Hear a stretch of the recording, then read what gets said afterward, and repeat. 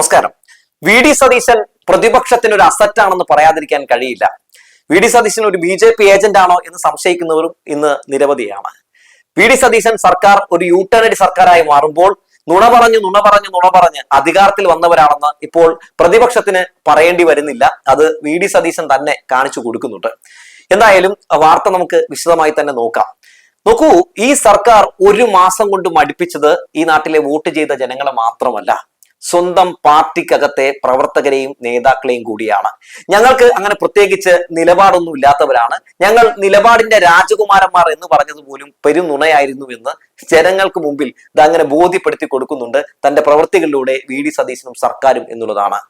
സംഘപരിവാറിന് ചൂട്ടുപിടിച്ചു കൊടുക്കുന്ന, ഇവിടെ കാവ്യവൽക്കരണം നടത്താൻ വേണ്ടി വളമിട്ട് കൊടുക്കുന്ന ഒരു സർക്കാരാണോ കേരളം ഭരിക്കുന്നതെന്ന് സംശയിച്ചാലും തെറ്റു പറയാൻ കഴിയില്ല എന്നുള്ളതാണ്. കാരണം ഒരു മാസം മാത്രം പ്രായമുള്ള ഈ സർക്കാർ ചെയ്തുകൊണ്ടിരിക്കുന്നതും പ്രവർത്തിച്ചുകൊണ്ടിരിക്കുന്നതും ഒക്കെ ഇവിടെ സംഘപരിവാറിനും BJPക്കും RSSനും ഒക്കെ വളരാൻ കഴിയുന്ന, അല്ലെങ്കിൽ അവർക്ക് ഇവിടെ വലിയ രീതിയിൽ തന്നെ വേരുറപ്പിക്കാൻ കഴിയുന്ന രീതിയിലുള്ള കാര്യങ്ങളാണ് എന്ന് പറഞ്ഞു വെക്കാതിരിക്കാൻ കഴിയില്ല. ഇപ്പോൾ ശേഷാദ്രിനാഥിന്റെ വിഷയവുമായി ബന്ധപ്പെട്ടാണല്ലോ വലിയ തർക്കം നിലനിൽക്കുന്നത്. അതായത് സംസ്ഥാനത്ത് തെരഞ്ഞെടുപ്പ് കമ്മീഷണറായി അദ്ദേഹത്തെ നിയമിക്കുകയാണ്. അതുമായി ബന്ധപ്പെട്ട് എന്ത് വിവാദമാണ് ഉയർന്നു വരുന്നത്? അദ്ദേഹം ഒരു സംഘപരിവാറുകാരനാണ്. അതുകൊണ്ട് തന്നെ അദ്ദേഹത്തെ നിയമിച്ചിട്ടുണ്ടെങ്കിൽ അത് സംഘപരിവാറിനാണ് ഗുണം ചെയ്യുക. അദ്ദേഹത്തെ നിയമിച്ചിട്ടുണ്ടെങ്കിൽ BJP ഇവിടെ വലിയ രീതിയിൽ തന്നെ വേരുറപ്പിക്കും എന്ന് പറയുന്നത് ആരാണ്? എന്ന് പറയുന്നത് കോൺഗ്രസിനകത്ത് തന്നെയുള്ള നേതാക്കളാണ്. കോൺഗ്രസിനകത്തുള്ള നിയാസിനെ പോലുള്ള KPCCയുടെ വളരെ മുതിർന്ന നേതാക്കളാണ് വിമർശനം വി ഡി സതീശനെതിരെ ഉന്നയിക്കുന്നത്. ആരാണ് ഇദ്ദേഹത്തെ നിയമിച്ചതെന്ന് ചോദിക്കുമ്പോൾ KM ഷാജി പറയുന്നു അത് നിയമിച്ചിട്ടുള്ള മുഖ്യമന്ത്രി വി ഡി സതീശനാണ്. എന്തെങ്കിലും നിങ്ങൾക്ക് അതുമായി ബന്ധപ്പെട്ട് സംശയങ്ങളുണ്ടെങ്കിൽ അദ്ദേഹത്തിന്റെ അടുത്ത് ചോദിക്കാം എന്ന് പറയുകയാണ്. എന്നാൽ ഈ അദ്ദേഹത്തിന്റെ ഈ ഒരു മാസത്തെ ഇത്തരത്തിലുള്ള പ്രവർത്തികളുമായി ബന്ധപ്പെട്ട് നമുക്ക് എന്താ കാണാൻ സാധിക്കുന്നത്? ഇത്തരം ആളുകളോടാണ് ഇദ്ദേഹത്തിന് കൂടുതൽ കമ്പം എന്നുള്ളതാണ് നമുക്ക് മനസ്സിലാക്കാൻ സാധിക്കുന്നത്. അപ്പൊ ശേഷാദ്രിനാഥിന്റെ വിഷയം അവിടെ നിൽക്കട്ടെ. നോക്കൂ, ഈ സ്വർണ്ണപ്പാളി കേസ് വലിയ രീതിയിൽ തന്നെ ഈ തെരഞ്ഞെടുപ്പിൽ ഒരു പ്രചരണ ആയുധമായിരുന്നല്ലോ UDFന്റേത്. സ്വർണം കട്ടവനാരപ്പ സഖാക്കളാണേ അയ്യപ്പ. ഈ പാട്ടൊക്കെ എല്ലാവർക്കും ഓർമ്മയുണ്ടല്ലോ അല്ലെ? അവസാനം ഇപ്പോ ജനങ്ങൾ പാടി തുടങ്ങി സ്വർണം കട്ടവനാരപ്പ കോൺഗ്രസ് ആണേ അയ്യപ്പ എന്ന് പാടി തുടങ്ങി. പക്ഷെ അതിനു മുമ്പ് ആണല്ലോ തെരഞ്ഞെടുപ്പ് കടന്നത്. പോട്ടെ. അപ്പൊ ആ വിഷയത്തിൽ എന്തായിരുന്നു ഇവരുടെ നിലപാടെന്ന് അറിയാമല്ലോ. ആ നിലപാടെന്ന് പറയുന്നത് ഞങ്ങൾ അയ്യപ്പ വിശ്വാസികൾക്കൊപ്പമായിരുന്നു എന്നായിരുന്നു. അതുപോലും നുണയായിരുന്നു എന്ന് തെളിഞ്ഞില്ലേ? അതായത് പ്രതിഭാഗം വക്കീൽ ദേവസ്വം ബോർഡിന്റെ വക്കീലായിട്ട് മാറുകയാണ്. അതായിട്ട് ബന്ധപ്പെട്ട് ദേവസ്വം വകുപ്പ് മന്ത്രിയോട് ചോദിക്കുമ്പോൾ മൂപ്പര് പറയാണ് അത് മുഖ്യമന്ത്രിയാണ് തീരുമാനിച്ചതെന്ന് പറയുന്നു. ശേഷം വലിയ വിവാദം ഉണ്ടാകുമ്പോൾ ആ വക്കീല് അദ്ദേഹം തന്നെ രാജിവെച്ചു പോവുകയാണ്. ഇതുമായി ബന്ധപ്പെട്ട് സഭയിൽ ചോദ്യം ഉന്നയിക്കുമ്പോൾ ദേവസ്വം വകുപ്പ് മന്ത്രി പറയുന്നു അദ്ദേഹം തന്നെ രാജിവെച്ചു പോയി എന്ന് പറയുകയാണ്. അപ്പോഴും വിവാദങ്ങൾ ഉയരുമ്പോൾ പോലും കടക്ക് പുറത്തെന്ന് പറയാൻ കഴിയുന്നില്ല ദേവസ്വം വകുപ്പ് മന്ത്രിക്കും സർക്കാരിനും എന്നുള്ളതാണ്. അത് എന്ത് വിധേയത്വമാണ്? സംഘപരിവാർ വിധേയത്വമാണ്. ഇനി മറ്റൊരു കാര്യം എന്താണ്? ഇപ്പോ ഈ ശേഷാദ്രിനാഥിന്റെ ഈ നിയമനവുമായി ബന്ധപ്പെട്ടുകൊണ്ട് കുറ്റപ്പെടുത്താൻ പറ്റുമോ വി ഡി സതീശനെ? അദ്ദേഹത്തിന്റെ സെക്രട്ടറി ആരാണ്? രത്തൻ കേൽക്കർ ആണ്. രത്തൻ കേൽക്കർ ആരാണ്? അദ്ദേഹം തെരഞ്ഞെടുപ്പ് മുഖ്യ ഓഫീസറായിട്ടിരുന്നിട്ടുള്ള വ്യക്തിയല്ലേ? അപ്പോ അദ്ദേഹത്തെ നിയമിക്കുമ്പോൾ ഈ പറയുന്ന വലിയ വിവാദങ്ങൾ വരുന്നുണ്ട്. വി ഡി സതീശൻ അതിൽ നിന്ന് പിൻവാങ്ങുന്നില്ല എന്നുള്ളതാണ്. എന്തിന്? വി ഡി സതീശൻ മുഖ്യമന്ത്രി പിണറായി വിജയൻ നരേന്ദ്രമോദിയെ കാണാൻ പോയിക്കൊണ്ടിരുന്നപ്പോ എന്താണ് പറഞ്ഞുകൊണ്ടിരുന്നത്? അതായത് ഇവിടുത്തെ ഭരണവുമായി ബന്ധപ്പെട്ട് കേന്ദ്രം നൽകാനുള്ള തുകയുമായി ബന്ധപ്പെട്ട് ചർച്ച നടത്താൻ പോയിക്കൊണ്ടിരുന്നതാണ്. അപ്പൊ പറയാണ് 90 ഡിഗ്രി ഇങ്ങനെ കുനിഞ്ഞ് മുഖ്യമന്ത്രി പിണറായി വിജയൻ നരേന്ദ്രമോദിയുടെ മുമ്പിൽ എന്നായിരുന്നു പറഞ്ഞുകൊണ്ടിരുന്നത്. ഇപ്പൊ എത്ര ഡിഗ്രിയാണ് കുനിഞ്ഞ് നിൽക്കുന്നത് വി ഡി സതീശ? വല്ല ഓർമ്മയുണ്ടോ?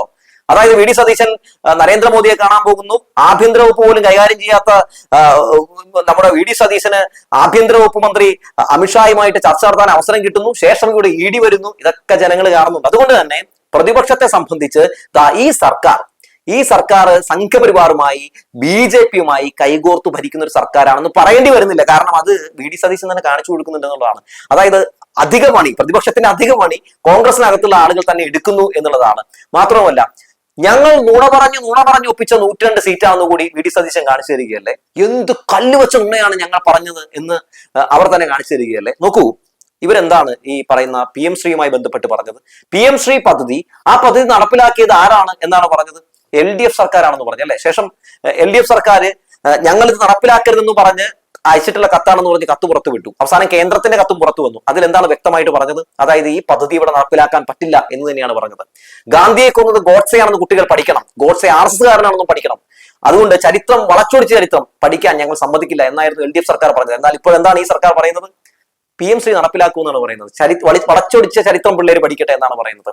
മാത്രവുമല്ല ഇത് കഴിഞ്ഞ സർക്കാർ ഒപ്പിട്ടതാണ്, ഞങ്ങളിപ്പോ നടത്താൻ നിർബന്ധിതരായി എന്നൊരു പെരുന്നുണ കൂടി നമ്മുടെ മുഖ്യമന്ത്രി പറയുന്ന കാഴ്ച കണ്ടു അല്ലെ. മുഖ്യമന്ത്രി ഇപ്പൊ വന്നു നുണ മാത്രമേ പറയുന്നുള്ളൂ എന്നുള്ളതാണ് ഏറെ സങ്കടകരമായിട്ടുള്ള കാര്യം. അദ്ദേഹം ഇപ്പോഴും മുഖ്യമന്ത്രി ആയത് അറിഞ്ഞിട്ടില്ല എന്നാണ് എനിക്ക് തോന്നുന്നത്. കഴിഞ്ഞ ദിവസം KM ബാലഗോപാൽ പറയുന്നത് കേട്ടു. അദ്ദേഹം ഇപ്പോഴും വിചാരിച്ചിരിക്കുന്നത് LDF തന്നെയാണ് ഭരിക്കുന്നത്, അദ്ദേഹം ഇപ്പോഴും പ്രതിപക്ഷ നേതാവാണെന്നാണ് വിചാരിച്ചിരിക്കുന്നത് എന്നാണ് പറഞ്ഞിട്ടുള്ളത്. എനിക്കും അതാണ് തോന്നിയിട്ടുള്ളത്. കാരണം അദ്ദേഹം ഇപ്പോഴും ഒരു മുഖ്യമന്ത്രിയെ പോലെ ആക്ട് ചെയ്യുന്നില്ല. ഈ പ്രതിപക്ഷ നേതാവിനെ പോലെ തന്നെ പണ്ട് ആ പറഞ്ഞതുപോലുള്ള നുണകളൊക്കെ പറഞ്ഞ അദ്ദേഹം ആക്ട് ചെയ്ത് സ്വയം അപഹാസ്യനാകുന്ന കാഴ്ചയാണ് നമ്മൾ കണ്ടുകൊണ്ടിരിക്കുന്നത്. ഊരാളുങ്കൽ സൊസൈറ്റി വലിയ രീതിയിലുള്ള LDF-ന്റെ എന്താ പറയാ തട്ടിപ്പ് നടത്തുന്ന, LDF-ന്റെ പണമൊക്കെ കൊണ്ടുപോയി ഒളിപ്പിച്ചു വെക്കുന്ന ഒരു ഇടമാണ് ഊരാളുങ്കൽ സൊസൈറ്റി എന്ന് പറഞ്ഞു. ഇപ്പൊ ഊരാളുങ്കൽ സൊസൈറ്റിയെ പറ്റി എന്താണ് കഴിഞ്ഞ ദിവസം ബഷീർ പറഞ്ഞത്? അദ്ദേഹം പറയാണ് നല്ലൊരു സംഭവമാണ്, നല്ല ക്വാളിറ്റിയിൽ എല്ലാ വർക്കുകളും ചെയ്യുന്ന ഒരു സൊസൈറ്റിയാണ്. ഊരാളുങ്കൽ സൊസൈറ്റിയായിട്ട് ബന്ധപ്പെട്ടുകൊണ്ട് എന്തെങ്കിലും ഈ കഴിഞ്ഞ സർക്കാർ കൃത്രിമത്വം കാണിച്ചിട്ടുണ്ടോ, അങ്ങനെ അവരുമായിട്ട് എന്തെങ്കിലും ബന്ധമുണ്ടോ, ഇടപാടുകളുണ്ടോ എന്ന് ചോദിച്ചപ്പോൾ ഇല്ല എന്ന് പറയുന്ന കാഴ്ച നമ്മൾ കണ്ടുല്ലോ. അപ്പൊ എന്ത് വലിയ നുണയാണ് VD സതീശൻ ജനങ്ങളോട് അതുമായി ബന്ധപ്പെട്ടാന്ന് പറഞ്ഞിരുന്നത്. അങ്ങനെ ഓരോ വിഷയം എടുത്തു നോക്കിയാലും നമുക്ക് കാണാൻ സാധിക്കും കഴിഞ്ഞ ടേമിൽ പ്രതിപക്ഷമായിരുന്ന സമയത്ത് പറഞ്ഞതിനൊക്കെ വിപരീതമായി പ്രവർത്തിക്കുന്നു, പറഞ്ഞതൊക്കെ നുണയാണെന്ന് എന്തായാലും പ്രതിപക്ഷത്തിന് സഭയിൽ പറയേണ്ടി വരുന്നില്ല കേട്ടോ. VD സതീശൻ തന്നെ അത് കാണിച്ചു കൊടുക്കുന്നുണ്ട്. ഞങ്ങൾ പറഞ്ഞ നുണയാണ്, ഞങ്ങൾ നുണയന്മാരാണ്, 102 നുണയന്മാരാണ് ഞങ്ങൾ ഇവിടെ ഉള്ളത് എന്ന് അദ്ദേഹം തന്നെ പ്രവൃത്തിയിലൂടെ കാണിച്ചു കൊടുക്കുന്ന കാഴ്ച നമ്മൾ കണ്ടുകൊണ്ടിരിക്കുകയാണ്. ഇന്ദിരാ ഗ്യാരണ്ടി എന്ന് പറയുന്ന ഒരു പെരുന്നുണ സാധനം കൂടി അതിനിടയിൽ വിതരണം ചെയ്തു, അതും നുണയാണെന്ന് ഇപ്പോൾ ജനങ്ങൾക്ക് മനസ്സിലായി. ഇപ്പൊ എല്ലാവരും പറയുന്നുണ്ട് KSRTC ബസ്സിൽ സ്ത്രീകൾക്ക് സൗജന്യമായിട്ട് ഈ യാത്ര അനുവദിച്ചില്ല എന്നൊക്കെ പറയുന്നുണ്ട്. അതാണോ VD സതീശൻ പറഞ്ഞിരുന്നത്? ഓർഡിനറിയിൽ മാത്രമെന്നാണോ VD സതീശൻ പറഞ്ഞിരുന്നത്? എല്ലാ ബസ്സിലും എന്നല്ലേ പറഞ്ഞിരുന്നത്? എന്നിട്ട് ഇപ്പൊ ഓർഡിനറിയിൽ മാത്രമാക്കി അത് ചുരുക്കിയിരിക്കുന്നു. മോഡിഫിക്കേഷൻ എന്തോ ഭയങ്കര സംഭവമായിട്ട് നടത്താമെന്ന് പറഞ്ഞു അല്ലെ. ഇപ്പൊ എന്താണ് അതുമായിട്ട് ബന്ധപ്പെട്ടുകൊണ്ട് ഗതാഗത വകുപ്പ് മന്ത്രി പറയുന്നത്? അദ്ദേഹം പറയാണ്, CP ജോൺ പറയാണ്, നിലവിൽ അങ്ങനെ മോഡിഫിക്കേഷൻ ഒന്നും നടത്താൻ പറ്റില്ല, അത് കേന്ദ്ര നിയമമാണ് എന്ന് പറയുകയാണ്. അപ്പൊ കേന്ദ്ര നിയമമായിരുന്നു അത് ഭേദഗതി ചെയ്യാൻ സംസ്ഥാന സർക്കാരിന് പറ്റില്ല എന്ന് പിണറായി വിജയൻ സർക്കാർ പറഞ്ഞിരുന്നില്ലേ ആ സമയത്ത്, തെരഞ്ഞെടുപ്പിനെ നേരിടുന്ന സമയത്ത്? അപ്പോ ജനങ്ങളൊക്കെ പറഞ്ഞു ഇല്ല, നമ്മുടെ VD സതീശൻ പറഞ്ഞിട്ടുണ്ട്, സതീശേട്ടൻ പറഞ്ഞ സൂപ്പറാന്ന് പറഞ്ഞു. ഇപ്പൊ എങ്ങനെ ഇരിക്കുന്നു? അതും തീരുമാനമായി. വന്യജീവി ആക്രമണം, ഞങ്ങൾ വന്നിട്ടുണ്ടെങ്കിൽ ആനേനെ കണ്ടം വഴി ഓടിക്കും എന്ന് പറഞ്ഞു. അതിനുശേഷം എത്ര മരണങ്ങളാണ് സംഭവിച്ചത്? അതുമായി ബന്ധപ്പെട്ട് മാധ്യമപ്രവർത്തകർ ചോദിക്കുമ്പോൾ എന്താണ് ഇവിടെ മന്ത്രി പറയുന്നത്? മന്ത്രി പറയുകയാണ്, വനം വകുപ്പ് മന്ത്രി പറയുകയാണ്, അതായത് നിലവിലെ സർക്കാർ മാറിയത് ആന അറിഞ്ഞിട്ടില്ല എന്നാണ് പറയുന്നത്. നാണം തോന്നുന്നില്ല ഇങ്ങനെയുള്ള പ്രതികരണങ്ങൾ രേഖപ്പെടുത്താൻ എന്നാണ് ചോദിക്കുന്നത്. റോഡ് മുഴുവൻ പൊളിഞ്ഞെടുക്കുകയാണ്. പൊളിഞ്ഞെടുക്കുമായിട്ട് ബന്ധപ്പെട്ടുകൊണ്ട് പൊതുമരാമത്ത് വകുപ്പ് മന്ത്രിയോട് ചോദിക്കുമ്പോൾ മന്ത്രി പറയാണ് അതൊക്കെ മയക്കുയ്യാണെന്ന്. കഴിഞ്ഞ ടേമിലൊക്കെ ഈ മയക്കുയി അടച്ചൊരു സർക്കാരായിരുന്നു ഉണ്ടായിരുന്നത്. മുഹമ്മദ് റിയാസ് ഒക്കെ തങ്കമായിരുന്നു എന്ന് ഇപ്പൊ ജനങ്ങൾക്ക് മനസ്സിലാകുന്നുണ്ട്. അപ്പൊ നമ്മൾ ഇതൊക്കെ കാണുകയാണ്. ആരോഗ്യരംഗം മുഴുവൻ തകർന്നടിഞ്ഞിരിക്കുന്നു. ഞങ്ങൾ വന്ന മല മറയ്ക്കുമെന്ന് പറഞ്ഞിട്ട് ഇപ്പോൾ സത്യം പറഞ്ഞാൽ വലിയ ദാരിദ്ര്യമാണ്. ഇപ്പൊ സ്വകാര്യ ബസ് ഉടമകൾ അറിയാമല്ലോ സമരത്തിലേക്ക് പോകാൻ നിൽക്കുകയാണ്.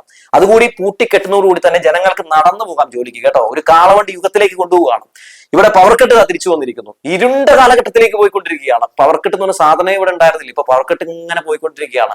അതും ഇനി ഏതെങ്കിലും രീതിയിലുള്ള പ്രതിഭാസമാണ് എന്ന് കൂടി അങ്ങ് പറഞ്ഞു കളയും. ഇതിപ്പോ ഇന്ദിരാ കട്ടാണോ, പ്രിയങ്ക കട്ടാണോ, രാഹുൽ കട്ടാണോ, അതൊക്കെ വഴിയേറെയാം. ഓരോ കട്ടിനും ഓരോ പേരാണല്ലോ. അതുപോലെ തന്നെ നമ്മളെല്ലാം ഇങ്ങനെ കണ്ടുകൊണ്ടിരിക്കുകയാണ്. ഇവർ ഏത് കാലഘട്ടത്തിലേക്കാണ് നമ്മളെ കൊണ്ടുപോകുന്നതെന്ന് മനസ്സിലാകുന്നില്ല. മദ്യനികുതിയുമായി ബന്ധപ്പെട്ടുകൊണ്ട് അത് കുറച്ചിരിക്കുന്നു. ഇവിടെ മദ്യം സുലഭമായിട്ട് ഒഴുക്കാനും ഇവിടെ ആളുകളെ കുടിപ്പിച്ചു ചേർത്താനുമുള്ള ശ്രമം നടത്തുകയാണ്. അപ്പൊ മൊത്തത്തില് സഭയിൽ സത്യത്തിൽ പ്രതിപക്ഷത്തിന്റെ പണി കുറയുകയാണ്. ഭരണപക്ഷം തന്നെ ഞങ്ങൾ ഒന്നിനും കൊള്ളാത്തവരാണെന്നും ഞങ്ങളുടെ ഇങ്ങനെ ഒരു വലിയ സംഘമാണ്, ഒരു നുണ സംഘമാണെന്നും ഒക്കെ കാണിച്ചു തന്നുകൊണ്ടിരിക്കുകയാണ്. അതുകൊണ്ട് വരാൻ പോകുന്ന നിയമസഭാ തെരഞ്ഞെടുപ്പിൽ എന്തായാലും പ്രതിപക്ഷത്തിന് വലിയൊരു അസറ്റ് തന്നെയായിരിക്കും VD സതീശൻ. VD സതീശൻ ഇങ്ങനെ തന്നെ തുടരുക എന്ന് തന്നെയാകും സഖാക്കളൊക്കെ പറയുന്നത്. അവർക്കും പണി കുറവാണ്. കാരണം പുള്ളി ഇങ്ങനെ ഓരോന്ന് കാണിച്ചു കൊടുക്കുകയാണ്. പക്ഷെ ഓവർ ടൈം പണിയെടുക്കുന്നത് ഇവിടുത്തെ കോൺഗ്രസിന്റെ വെട്ടുക്കിളികളാണ്. കാരണം ന്യായീകരിച്ച് ഒരു പരുവായി. സത്യത്തിൽ ഇത് ജ്യൂസോ ബോഞ്ച വെള്ളമോ ഒക്കെ മേടിച്ചു കൊടുക്കിടക്കൊക്കെ സതീശ് ചേട്ടാ ഒന്ന് പറഞ്ഞു വെച്ചുകൊണ്ട് നിർത്തുകയാണ്.